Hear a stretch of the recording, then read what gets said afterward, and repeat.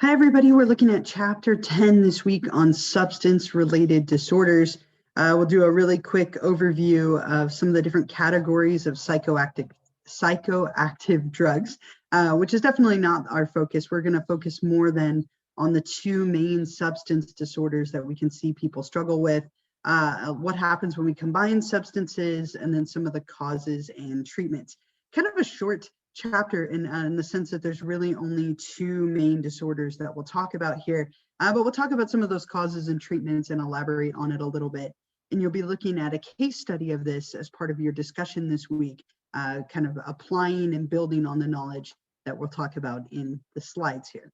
So just to kind of generally define the term drug, right? What this whole unit is about substance abuse or dependence on different drugs. A psychoactive drug is any kind of chemical substance that's going to change your mood or perception. And this is an incredibly broad group of substances. I mean, this can be anything from, Advil and cough syrup, Red Bull, coffee, to heroin, LSD, marijuana. I mean, antidepressants could fall in here. There are so many different substances and drugs that alter our mood and our perception in some way. And when we take a drug, right, it can cause a temporary change in our behavior, emotion, or thought, right? And that's kind of the typical use of a drug, that most people can use a substance every now and then, or maybe even moderately, depending on the substance, and have it cause just a temporary change or intoxication that goes away. But for other people, and this is what we're more interested in this chapter, the use of a substance or a drug can cause long-term changes, problems, and lead to maladaptive patterns of behavior and emotions and thoughts. So that's what we'll talk a little bit about in a couple of slides. People who have the more long-term negative effects of the use of a substance, rather than the more short-term kind of intoxication stuff, which is a little bit more typical in terms of drug use. So one other kind of side note here is that really, as long as we have recorded history, people have sought ways to alter their consciousness. Drugs are not a new invention. They've been around for a very, very long time. The way that they're used does tend to be a little bit different now than in the past. If we look back hundreds of years, if not more, thousands of years, we see a lot of recorded history of drugs being used as medicine, right, as like a medicinal or tonic related substance, being used to guide spiritual journeys, being used as like an honoring to the gods. We have history of alcohol or mead being present, dating back, very, very, very many years, of having it as like a tribute to the gods and throwing big feasts that included alcohol. But what we do see now is that there is a little bit more of a use of drugs recreationally, that they're being used more to relieve boredom and as entertainment or as something to do, rather than being more like spiritual or medicinal, as they maybe were a little bit more so in the past. So just a kind of a little side note about drug use and abuse overall. We also know a lot more about the harmful and positive effects of drugs due to advances in neuroscience and neuroimaging. We do know that some drugs have positive attributes to them and could be used medicinally, and that other drugs are maybe way more addictive and dangerous than we originally thought. Very famous example, Freud was a huge advocate of cocaine. He thought cocaine was the next wonder drug. He used it regularly. He would send it in the mail to his fiance. He didn't know that it was harmful or addictive, and we do know those things now. So we know a lot more about both the positives and negatives of drugs and the different categories and the way that they affect our system. Again, I'm not going to go into this much, but I do want to kind of give you a quick overview. In general, we can divide drugs up into three main groups of substances. They don't always fit perfectly and neatly within them, but one of the most common groups are the depressants. A depressant is something that slows down your behavior or your cognitive and mental processes.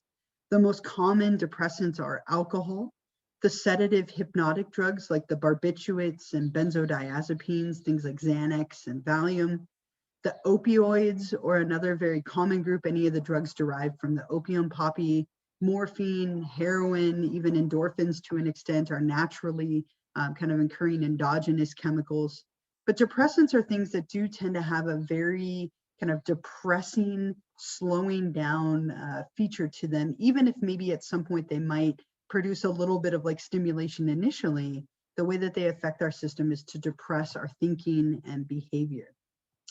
The stimulants are drugs such as the amphetamines and cocaine, ecstasy or MDMA, nicotine, caffeine, an incredible number of stimulants that are available at any given point on the market, and even just at a grocery store, right? Caffeine is a very, very commonly used stimulant, along with energy drinks. Cigarettes are an incredibly commonly used stimulant as well. But with all of these, what they do is they stimulate the sympathetic nervous system. So they activate that fight or flight like response in our body, producing feelings of optimism, boundless energy, oftentimes leading to sleeplessness and a lot of like energy and alertness, followed intensely by a very intense crash, depending on the substance. Cocaine and amphetamines tend to have a very intense depressive crash that come after them. Things like nicotine and caffeine, it's much more subtle, but people do tend to feel very tired and can experience a lot of withdrawal symptoms when they don't use them regularly, or their body is craving it and they're not using that substance. So these are ones that, again, produce a lot of energy, oftentimes leading to an intense crash afterward.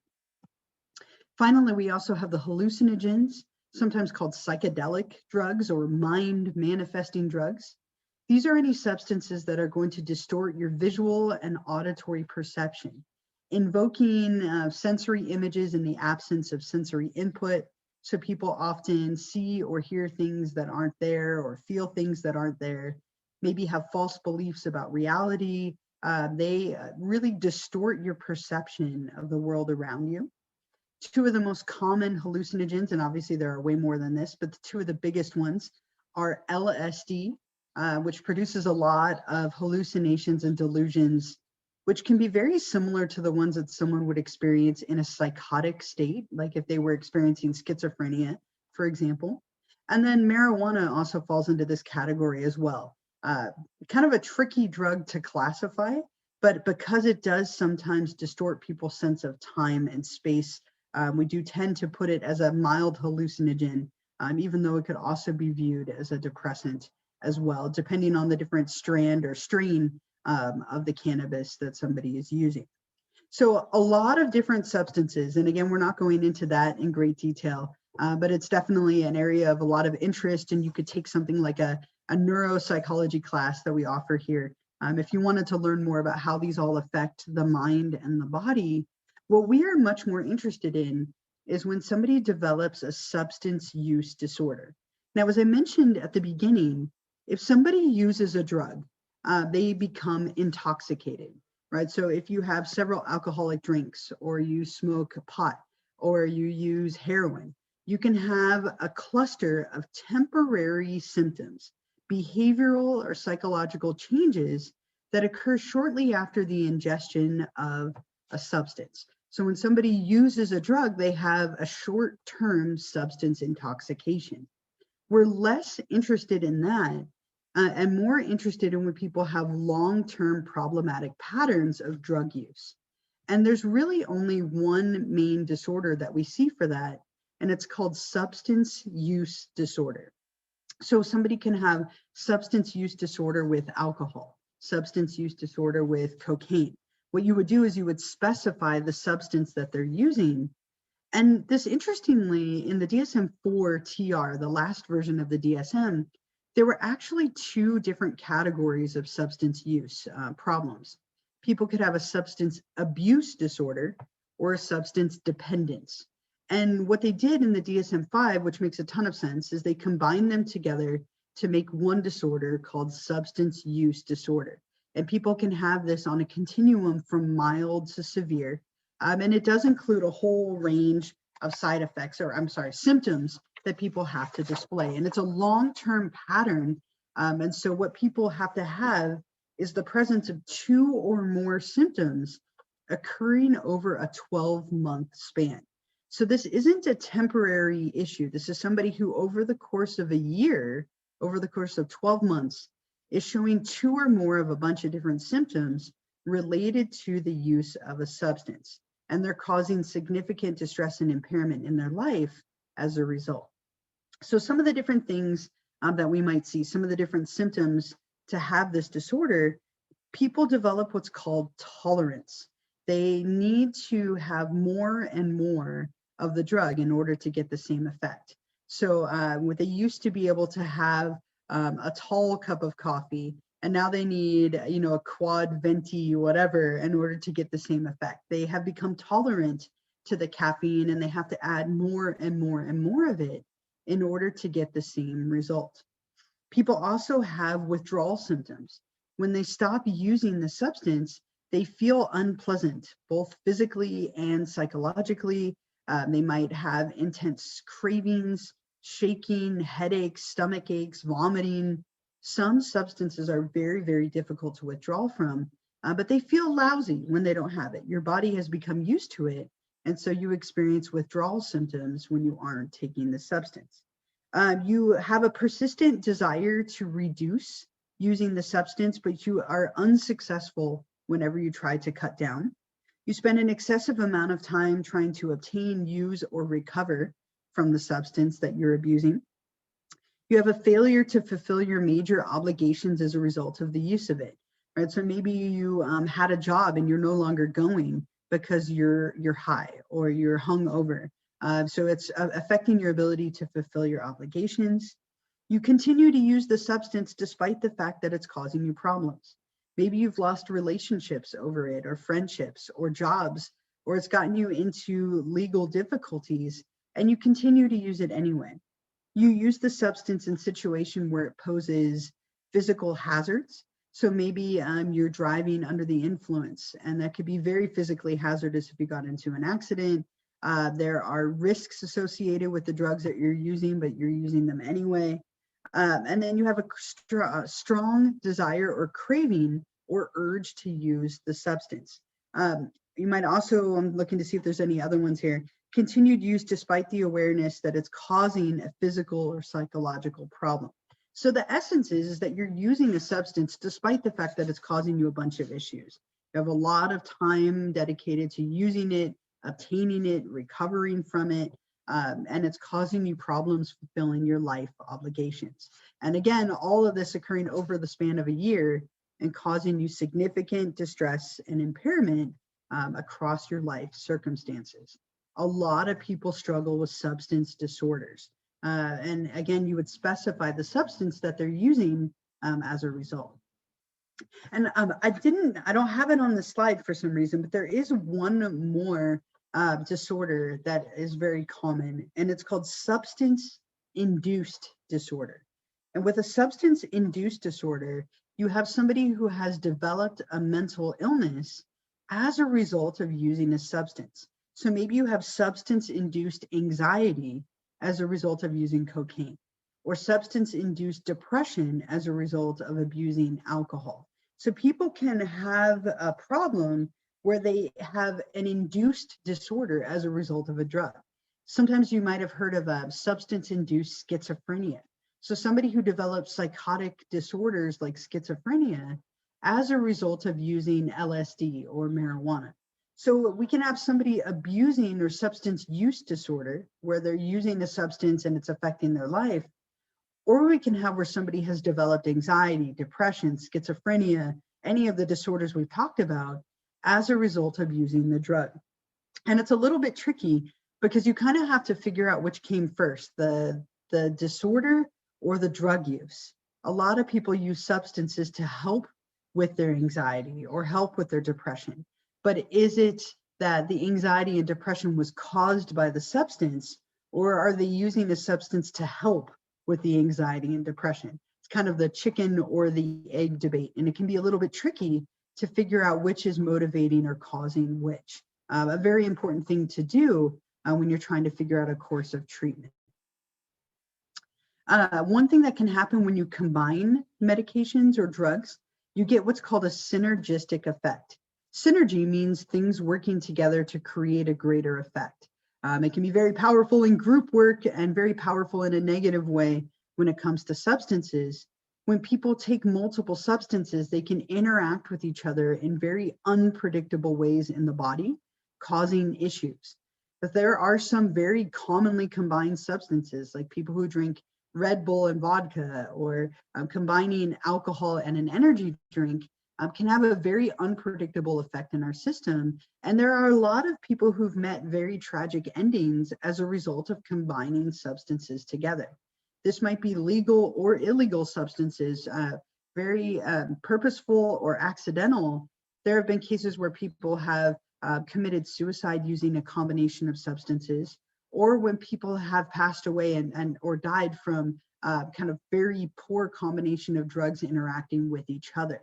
So we see this happening a lot in the media, people who've had a tragic ending as a result of combining multiple substances together and having them have a very unpredictable or just devastating effect.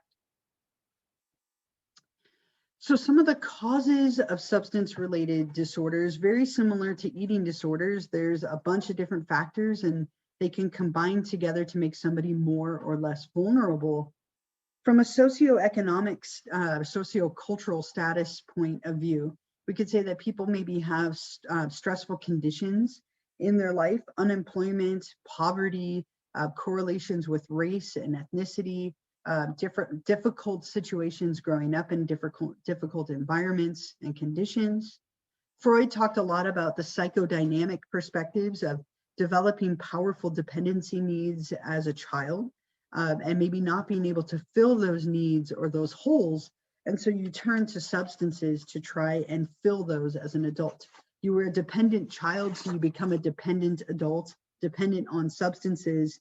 And the drug kind of creates a situation where it's using that, you're using the drug to fill that hole. From a behavioral and cognitive perspective, we look a lot at conditioning.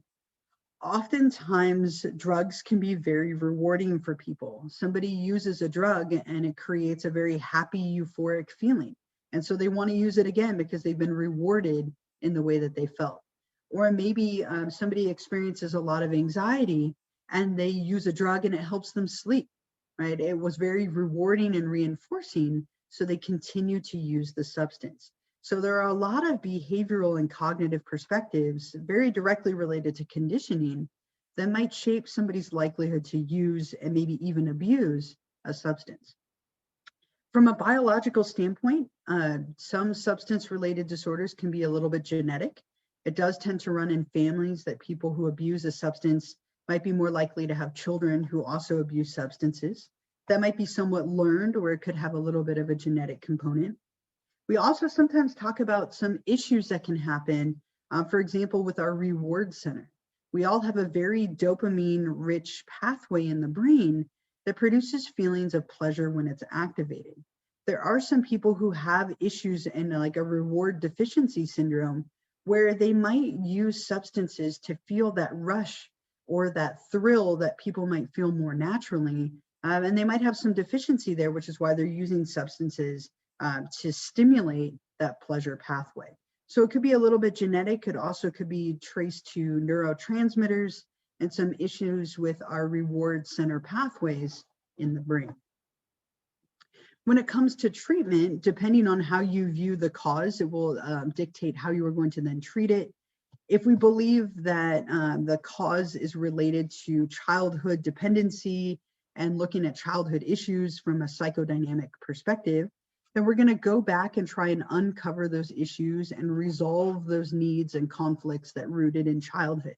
This would be a very traditional type of therapy. It could take a very long time to kind of uncover those needs and dependencies and then work through them. Very common are behavioral therapies, right? So if somebody is being rewarded by using a substance because it's pleasant for them or it causes positive, pleasant behaviors, we can do something called aversion therapy, where we pair the drug with something unpleasant. So maybe somebody pairs the use of a substance with throwing up, right? And so every time they drink, they feel nauseous, like they're going to vomit, and it takes some of the appeal of drinking away. So you're pairing it with something aversive or unpleasant, in order to take away some of the power and pleasantness of the substance that might make it reinforcing. Very common is to use cognitive behavioral therapies.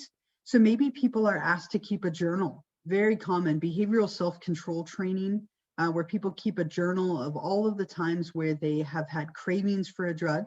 Maybe are there people that are triggering that desire to use a substance? Is it a certain time of day, certain circumstances or conditions?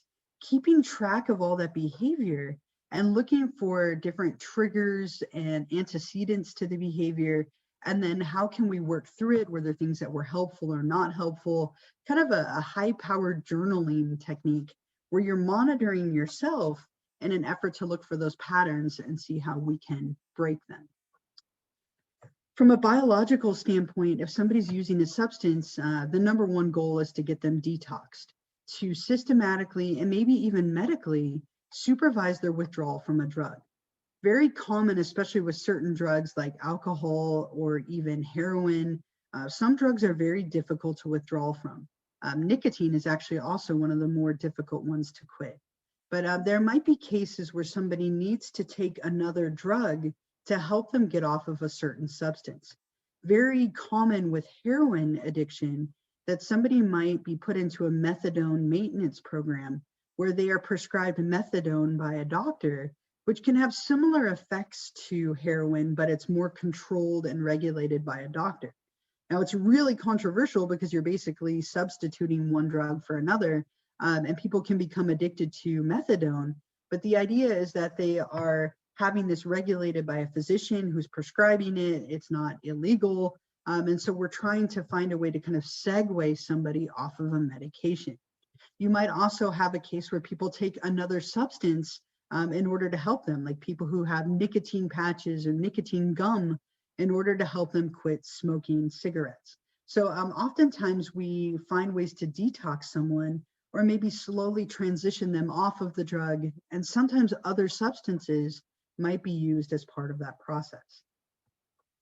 Finally, when we're looking at sociocultural perspectives and therapies, very common for people to participate in some kind of AA or NA kind of program. Alcoholics Anonymous and Narcotics Anonymous are a very common self-help organization providing support and guidance for people who are abusive or dependent on a substance. It offers a lot of peer support, one day at a time, focusing on kind of a higher power or a higher organizing belief. People oftentimes have a sponsor, somebody who will help guide them through the process, somebody who has a little more experience in time in transitioning off of a substance. And in severe cases, sometimes people are hospitalized. It's not uncommon for someone to go into a residential treatment center to help them get off of a substance, especially to detox and then try and get them away from maybe an environment that was toxic. There are lots of these in Los Angeles, Hollywood area to help people who are dealing with issues related to dependency. You sometimes hear of actors and actresses checking themselves into residential treatment centers to get detoxed. They tend to be very expensive, but you have a full medical care unit watching you, helping you to detox from a substance, helping you to kind of get back on track. And oftentimes therapy is also part of that program. There's also a lot of other preventative efforts that are being made. There's a lot of education that is done.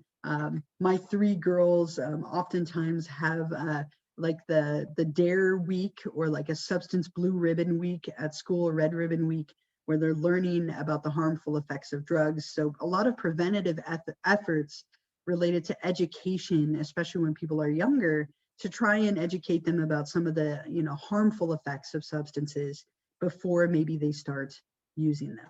So that is it for our chapter 10 here on substance related disorders.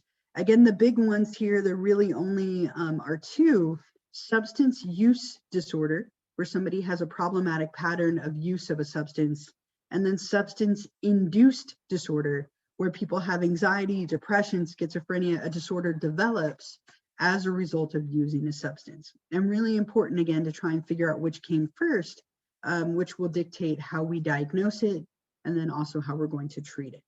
So that is it for this week. Again, you'll be looking at a case study as part of the discussion, which will allow you to pull all these pieces together, hopefully in a really nice way. So make sure you get going on the other required weekly materials, and I will see you all next week for our next chapter.